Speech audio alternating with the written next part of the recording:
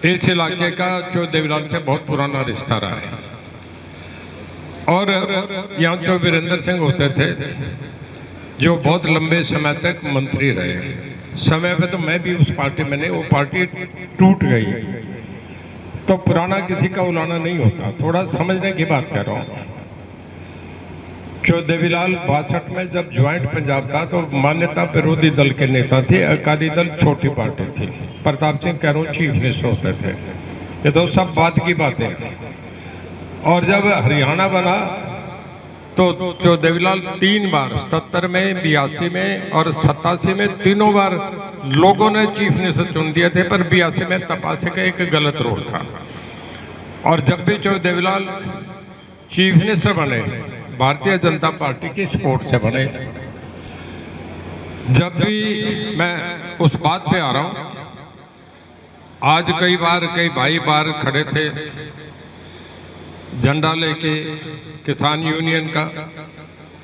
जो देवीलाल ने एक बात कही थी जब दिल्ली में जो चरण सिंह की रैली थी कि मैं किसान पहले हूं, मुख्यमंत्री बाद में हूं। भाई उस घर से हूं, गलत बात तो नहीं करूंगा, सुनते रहना।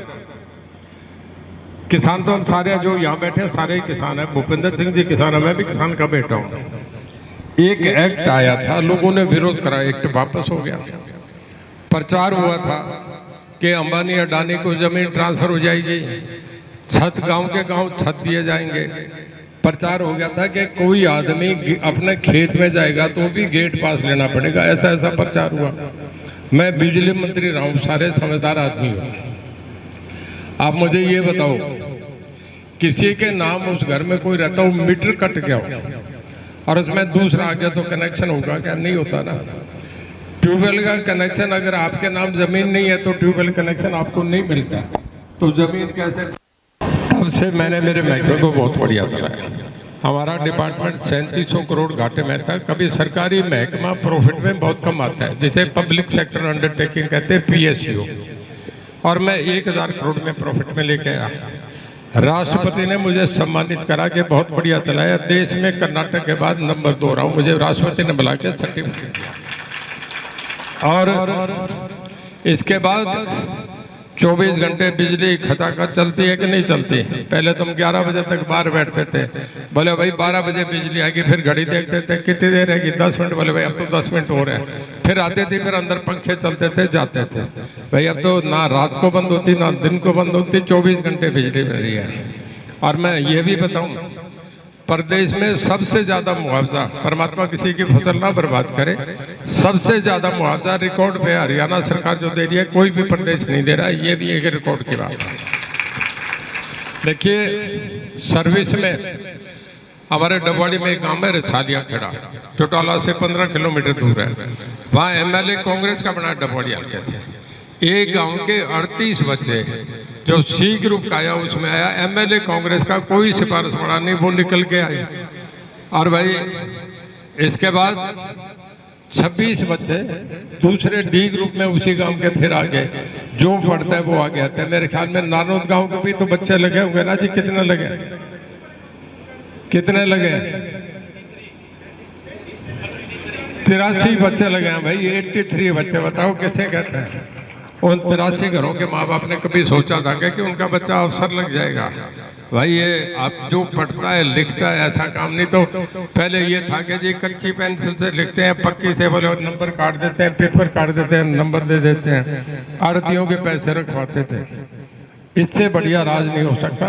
देखिए, एक बात कह के खत्म करता हूँ।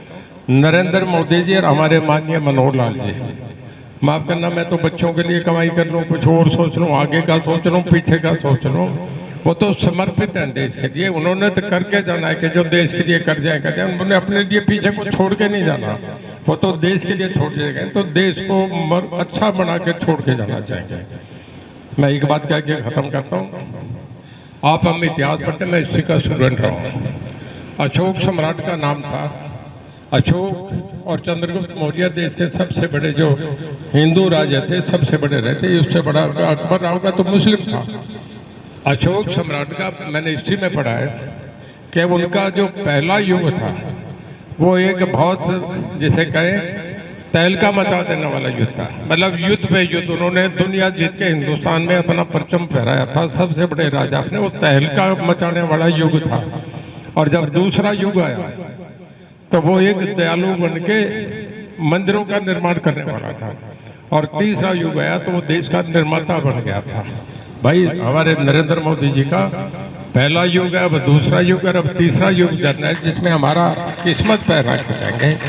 मैं आज नाटो हल्के के इस हल्के के मैंने इस हल्के का जो देवलाल के वक्त समय देखा है, राज ऊपर भी ये रहना है, नीचे भी ये रहना है। मैं जिम्मेदारी लेके जा रहा हूँ कि 24 घंटे में पहले भी बहुत लोग जाते आते हैं, यहाँ के भी आए हैं।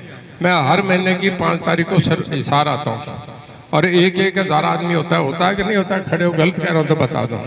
और सबके सामने कहता हूँ भाई पंचायत आ जाए, उस वक्त साथ के साथ इसी अफसर की ये हिम्मत नहीं, हम कह दें काम नहीं हो। भाई मैं हिसार कोठी ले रहा हूँ, तुम्हारे बीच रहूँगा, ऐसा MP नहीं होगा जो ढूंढे ना मिले तो मैं हिसार निकालना पड़े। कभी आना काम करूँगा, ऊपर से सपोर्ट मिलेगी, यहाँ से मिलेगी। क्या आगे भविष्य वो मैं नहीं कह सकता, पर आपको एक कह रहा हूँ, कभी निराश नहीं होगे, क्योंकि रणजीत सिंह बहुत बड़ी आदमी है।